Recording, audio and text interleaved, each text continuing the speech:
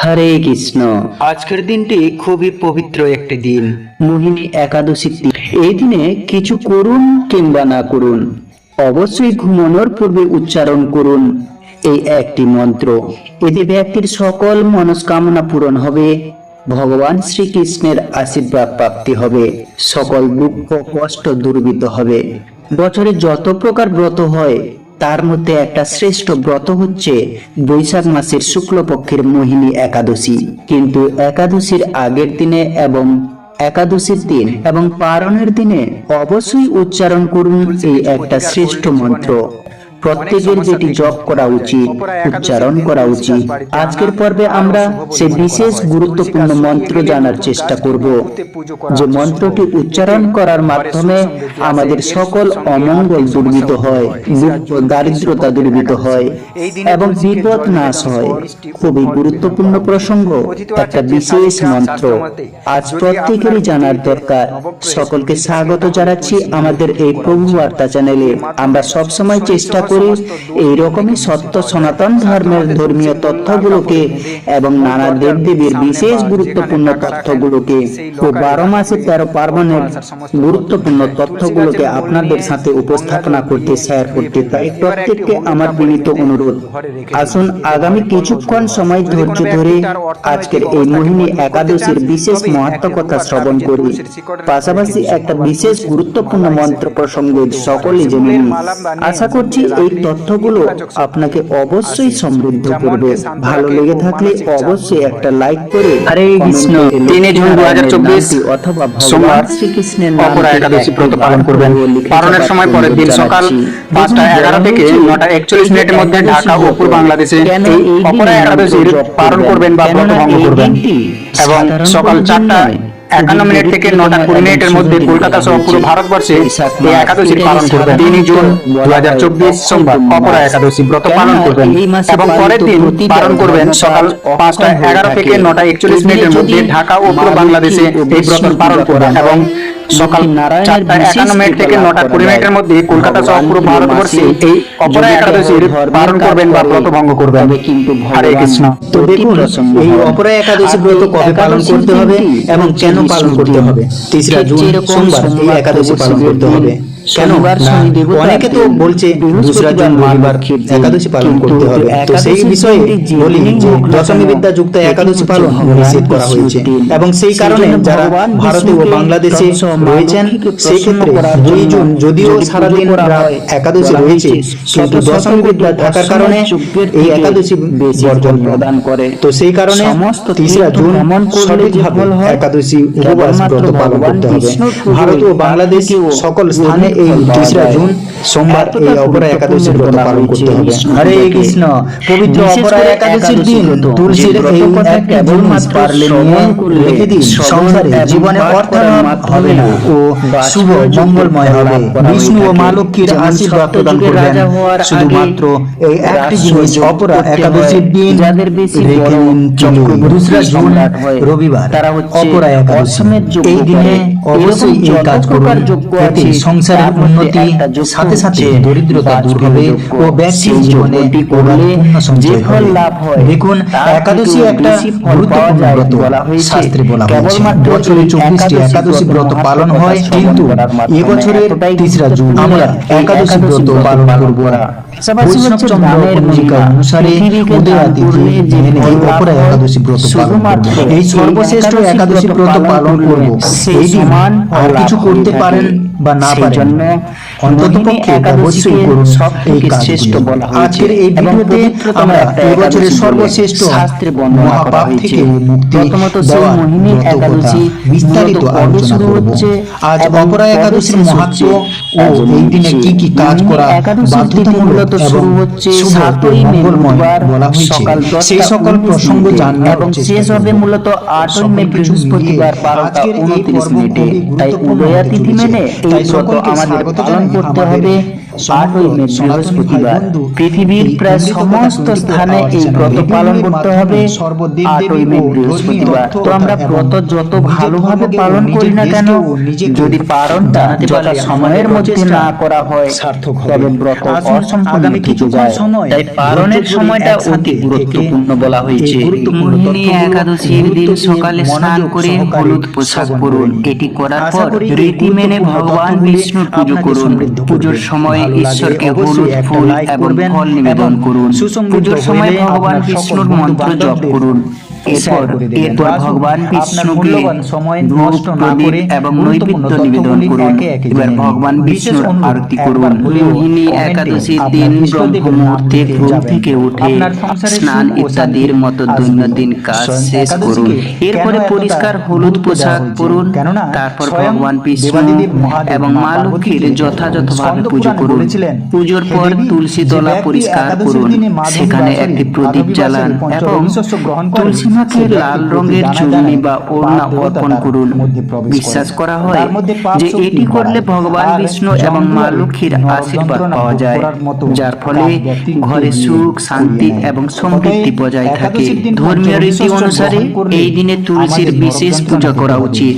তুলসীর মন্ত্র জপ, তুলসী চালিসা পাঠ এবং আরতি করা অত্যন্ত শুভ এবং ফলপ্রসূ বলে বিচারিত হয়। এতে নেতিবাচকতা দূর হয় এবং জীবনে ইতিবাচক শক্তি প্রবাহিত হয়। ভগবান বিষ্ণুর পুজোয় তুলসী পাতা নিবেদন করা বাধ্যতামূলক বলে মনে করা হয়। এর জন্য একদিন আগে থেকে তুলসী পাতা ছিঁড়ে রাখুন। একাদশীতে তুলসী স্পর্শ করা বা তার পাতা ছিঁড়ে ফেলা এড়িয়ে চলুন, কারণ সেই দিন তুলসী মাকে স্পর্শ করা নিষিদ্ধ বলে মনে করা হয়। এটা বিশ্বাস করা হয় যে তুলসী নিবেদনের মাধ্যমে ভগবান বিষ্ণু অত্যন্ত সন্তুষ্ট হন এবং তার ভক্তদের সমস্ত কষ্ট থেকে মুক্তি দেন। মোহিনী একাদশীর ব্রাহ্ম মুহূর্ত হলো ভোর 4:10 থেকে ভোর 4:53 পর্যন্ত এবং বিজয় মুহূর্ত দুপুর 2:32 থেকে বেলা 3:06 পর্যন্ত। গোধূলি বেলা সন্ধ্যে 6:59 থেকে সন্ধ্যে 7:21 পর্যন্ত। নিষিদ্ধ মুহূর্ত রাত 11:56 থেকে রাত 12:39 পর্যন্ত। মোহিনী একাদশীর ব্রত পালন করলে সর্বপাপ থেকে মুক্তি এবং দারিদ্রতা নাশ হয় এবং জীবনে সুখ ও শান্তি আসে।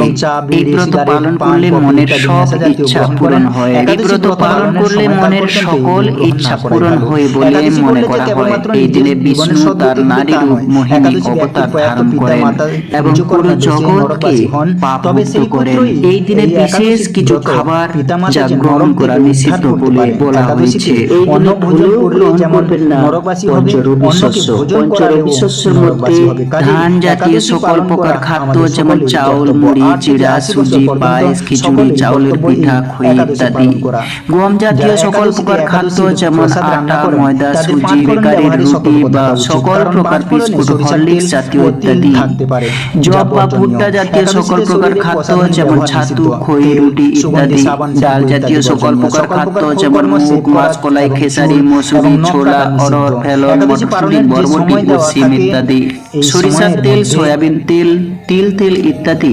এই পঞ্চরবি শস্য যে কোনো একটি একাদশী সময়ের মধ্যে ব্রত নষ্ট হয়। শ্যামা চাল ও কাউনের চাল খাওয়া যাবে না। সাগুদানা না খাওয়াই ভালো। হ্যাঁ, যারা অসুস্থ এবং বাচ্চাদেরকে এই সাগুদানা খাওয়াতে পারেন। আমরা বড়রা যারা সুস্থ আছি, সফল আছি, তাদের জন্য সাগুদানা খাওয়া নিষিদ্ধ। যারা সাত্ত্বিক আহারে নন এবং চা, বিড়ি, পান, সিগারেট, কফি ইত্যাদি নেশা জাতীয় দ্রব্য গ্রহণ করেন, একাদশী ব্রত পালনের সময়কাল পর্যন্ত এগুলি গ্রহণ না করাই ভালো। একাদশী করলে যে কেবল মাত্র নিজের জীবনের সদ্গতি হবে তা নয়। একাদশী ব্যক্তির প্রয়াত পিতা মাতা যদি নিজ কর্মদোষে নরকবাসী হন, তবে সেই পুত্রই এই একাদশী ব্রত পালন করে সেই পুণ্য ফল পিতামাতাকে অর্পণ করে পিতামাতাকে নরক থেকে উদ্ধার করতে পারে। একাদশীতে অন্ন ভোজন করলে যেমন নরকবাসী হবে, অন্যকে ভোজন করালেও নরকবাসী হবে। কাজে একাদশী পালন করা আমাদের সকলেরই কর্তব্য। 8 থেকে 80 বছর পর্যন্ত সকলেরই কর্তব্য এই একাদশী পালন করা। একাদশী ব্রত পালনের প্রকৃত উদ্দেশ্য কেবল উপবাস করা নয়, নিরন্তর শ্রী ভগবানের স্মরণ মনন ও শ্রবণ কীর্তনের মাধ্যমে একাদশীর দিন অতিবাহিত করতে হয়। বেশি বেশি হরিনাম জপ করতে হয়, সাধু সঙ্গ করতে হয়। একাদশী পালনের সময় পরনিন্দা, পরচর্চা, মিথ্যা ভাষণ, ক্রোধ, দুরাচারী, স্ত্রী সহবাস সম্পূর্ণরূপে নিষিদ্ধ। একাদশীর আগের দিন অবশ্যই সংযমী হতে হবে, অর্থাৎ একাদশী ব্রতের আগের দিন রাত 11টা সাড়ে 11টার আগেই অন্নভোজন সম্পন্ন করতে হবে। ঘুমানোর আগে দাঁত ব্রাশ করে নিতে হবে। সকালে উঠে শুধু মুখ কুল্লি ও স্নান করতে হয়। একাদশীতে সবজি কাটার সময় সতর্ক থাকতে হবে যেন কোথাও কেটে না যায়। একাদশীতে রক্তক্ষরণ বর্জনীয়, তাই তো দাঁত ব্রাশ করার সময় অনেকের রক্তক্ষরণ হয়ে থাকে। তাই একাদশীর আগের দিন রাতেই ভালোভাবে দাঁত ব্রাশ করে নেওয়াই সর্বোত্তম।